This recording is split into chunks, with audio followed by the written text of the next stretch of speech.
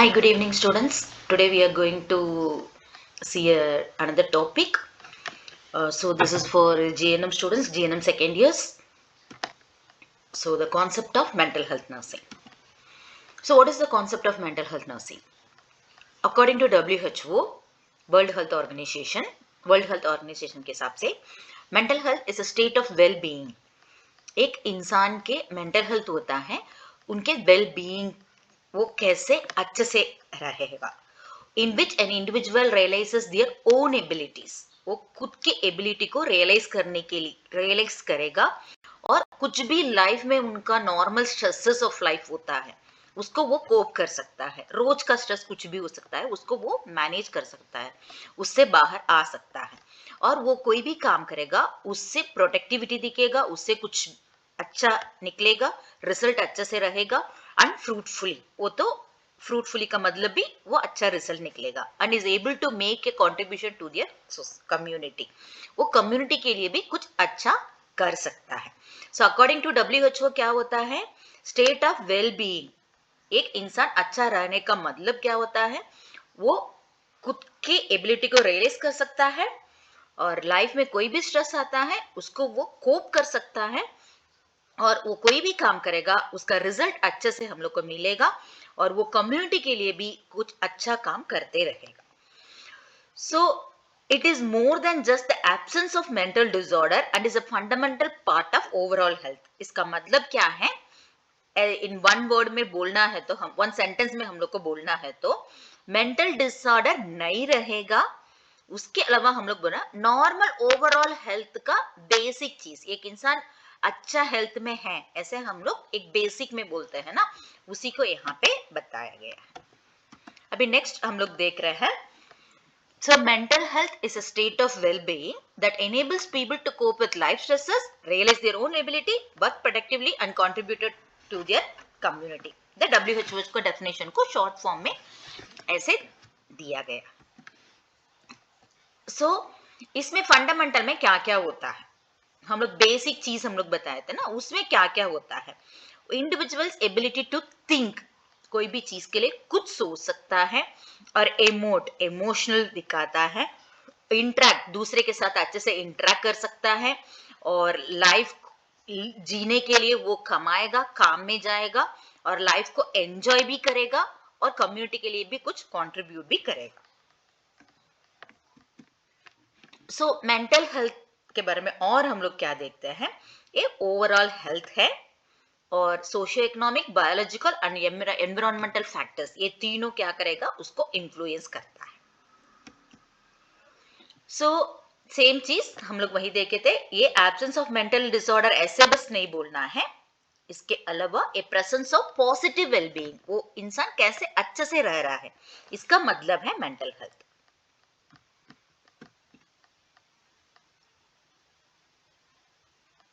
अभी हम लोग देख रहे हैं मेंटल डिसऑर्डर के बारे में.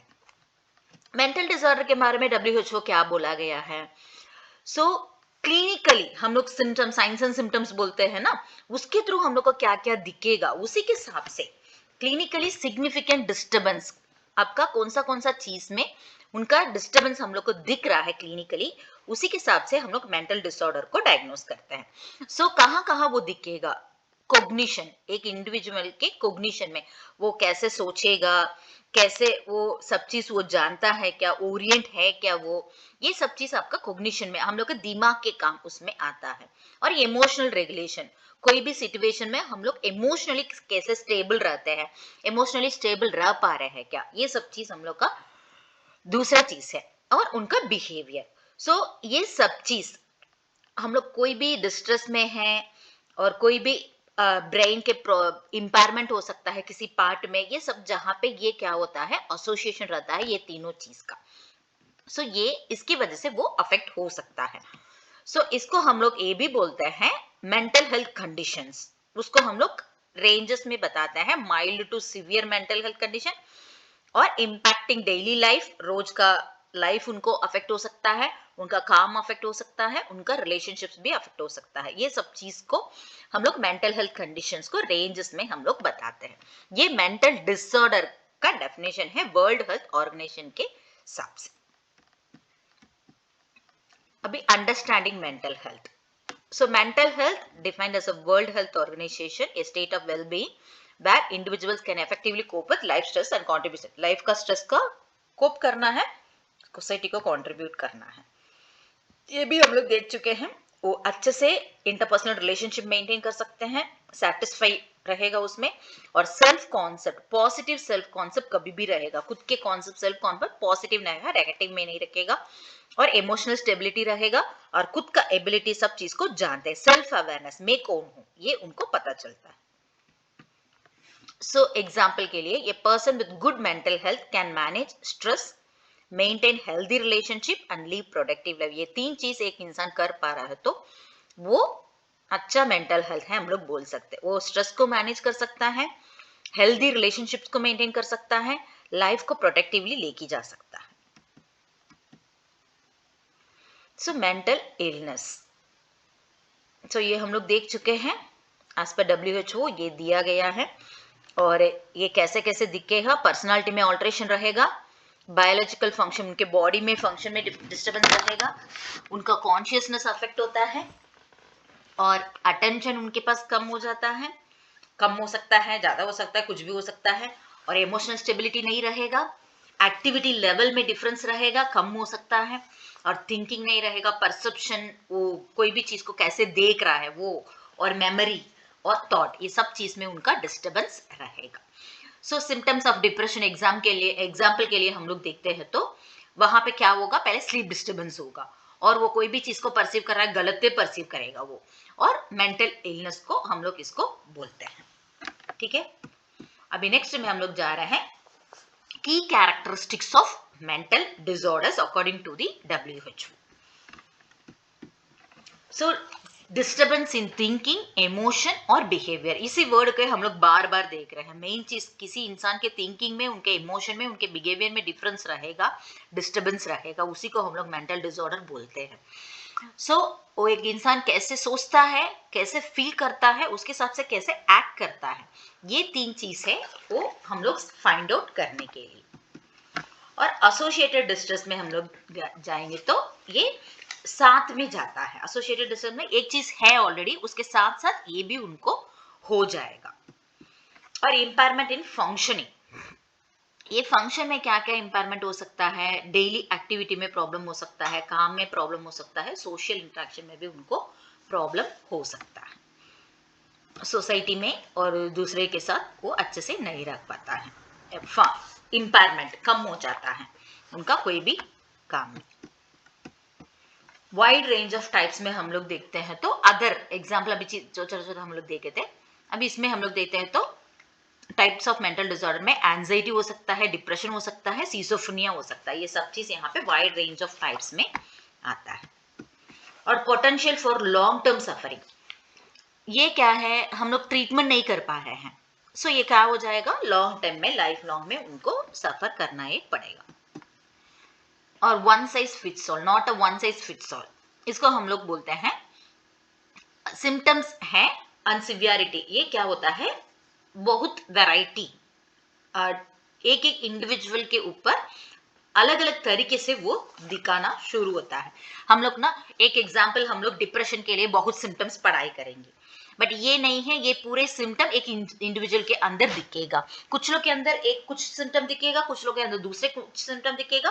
डिप्रेशन का अलग अलग सिम्टम अलग अलग लोग के पास दिख सकता है, जरूरी नहीं है पूरा एक ही पर्सन में दिखना है. सो साइकेट्रिक नर्सिंग हम लोग क्या देखते हैं, मेंटल हेल्थ नर्सिंग इन्वॉल्व्स, इसमें क्या क्या आप लोग जानते हैं, assessing, diagnosing and treating mental health issues and psychiatric disorder. हम लोग असेस करेंगे, डायग्नोस करेंगे, उसको ट्रीट करना है बस. सो इसमें प्रमोटिंग मेंटल हेल्थ, पहले चीज है प्रमोट करना है.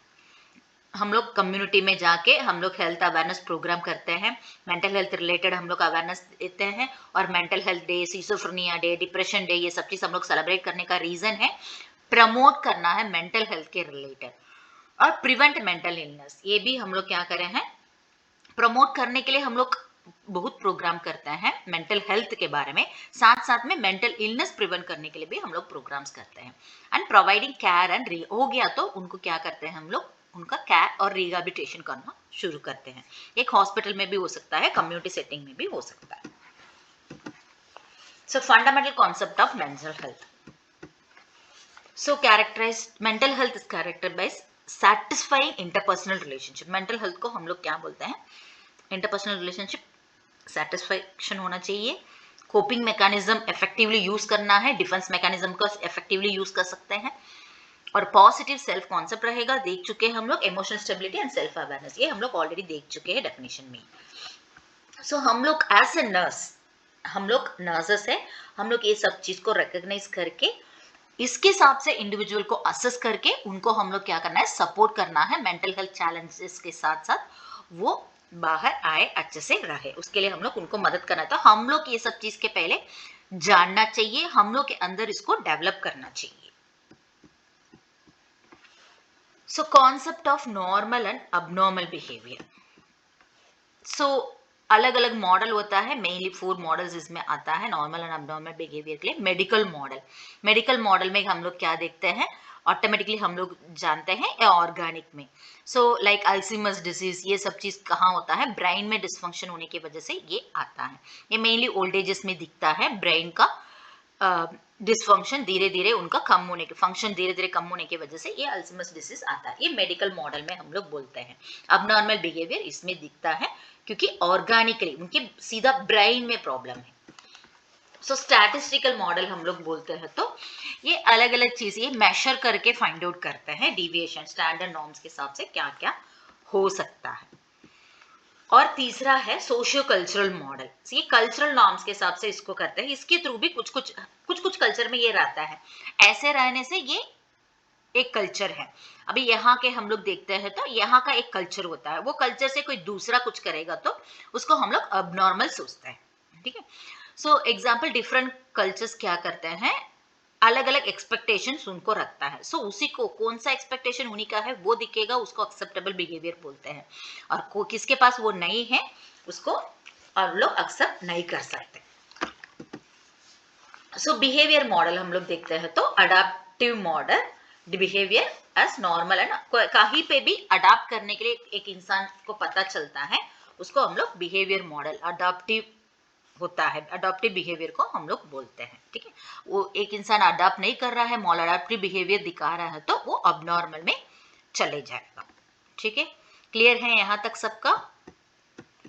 Okay. Factors affecting mental health.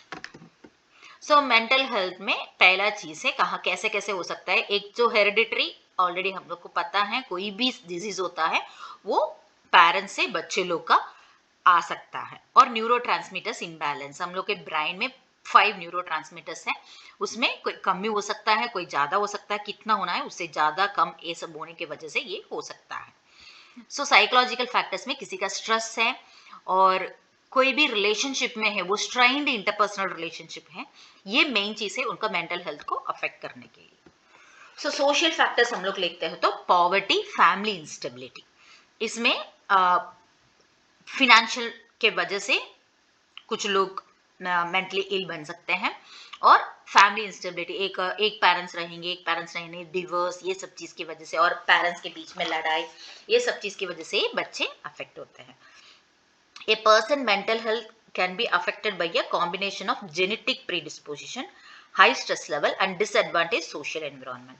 सो एक पर्सन का मेंटल हेल्थ अफेक्ट होता है जेनेटिक प्रीडिस्पोजिशन की वजह से, जेनेटिकली उनको कोई भी चीज आ सकता है बर्थ के थ्रू, और हाई स्ट्रेस लेवल की वजह से भी हो सकता है, और सोशल डिसएडवांटेज, सोशल उनका एनवायरनमेंट अच्छा नहीं रहने की वजह से हो सकता है. सो मेंटल डिसऑर्डर को हम लोग कैसे, ये आप लोग को ICD-11 के हिसाब से ये हो सकता है, और DSM-5 के हिसाब से ये क्लासीफाई होता है मेंटल डिसऑर्डर. इसको मैं अलग वीडियो में आप लोग को बता दूंगी, ICD-11 की पूरे क्लासिफिकेशन और DSM-4 के मेंटल डिसऑर्डर के classifications. So mental health concept in treating mental disorders. So already हम लोग साइकेट्रिक नर्सिंग क्या है हम लोग देख चुके हैं, इसलिए प्रमोट करना, प्रिवेंट करना, केयर प्रोवाइड करना, रिहेबिलिटेशन देना मेंटल डिसऑर्डर में, और recovery oriented treatment emphasis the mental illnesses are treatable and recovery is possible. हम लोग कोई भी ट्रीटमेंट करते हैं रिकवरी ओरिएंटेड है, हम लोग उनको ट्रीटमेंट करना है, इसलिए वो मेंटल इलनेसेस को हम लोग ट्रीट कर सकते हैं उसी में, और रिकवरी पॉसिबल, ये चीज से हम लोग लेके जाना जरूरी है. सो इसमें हेल्थ हो सकता है इंसान का, और वो कहाँ रहता है, होम, और उसका पर्पस और कम्युनिटी, चारों इसमें डायमेंशन है। ये चार में हम लोग बहुत ध्यान देना जरूरी है इस कॉन्सेप्ट के हिसाब से। So trauma informed care is essential. So यहाँ पे हम लोग क्या करना पड़ेगा, हम लोग केयर देते हैं उनको, ट्रोमा क्या है उसको हम लोग इन्फॉर्म करना है। सो एक वो इंसान के अंदर क्या ट्रोमा हुआ है, trauma on individual and community, कोई भी कम्युनिटी में भी, सो उसको हम लोग रिकॉग्नाइज करना जरूरी है। सो रिकवरी ओरिएंट अप्रोच इसकी वजह से हम लोग कर सकते हैं। क्या रीजन पता होगा तो हम लोग उसको ट्रीटमेंट दे सकते हैं, रीजन ही नहीं पता है तो हम लोग कहाँ से ट्रीटमेंट दे पाएंगे। सो वो हम लोग फाइंड आउट करना है। इसकी वजह से वो इंडिविजुअल को भी हम लोग हेल्प कर सकते हैं, वो खुद उनको कंडीशन को मैनेज करे और घर में अच्छे से रह सकते हैं और मीनिंगफुल काम कर सकता है वो, और सपोर्टिव सोशल नेटवर्क को वो बढ़ा सकता है। उसके लिए हम लोग उनको मदद कर सकते हैं। सो इतना बस है। Thank you so much for everyone. इसको अच्छे से पढ़ लीजिए, रिवाइज कर लीजिए। Thank you.